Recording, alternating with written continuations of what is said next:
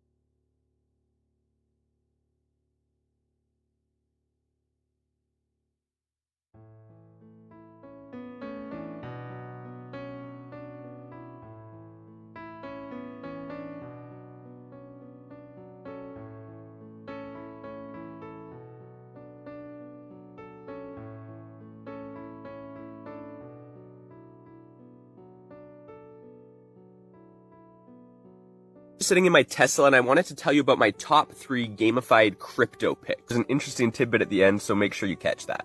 Number 1 is Mooney NFT. Technically it's DeFi, but they've gamified it by selling NFTs, and you race these NFTs against the price of different cryptocurrencies. It's like going to a horse race, but you're betting on which cryptocurrency is going to go up faster. Next is one called Axie's Infinity, and this is number 2 because they have such a big community. Some of those NFTs can be worth a lot. And of course you've heard of the Sandbox. That's number 3 just because of the size of the ecosystem. But here's that interesting fact I was going to tell you about earlier. That first company, Mooney NFT, is backed by Morningstar Ventures, a huge company, and they're making a limited run of NFTs. A limited run of NFTs means that as the supply decreases, the demand is going to increase, thus increasing the value of those NFTs. Remember to follow and like, and tell me which one is most interesting to you in the comments.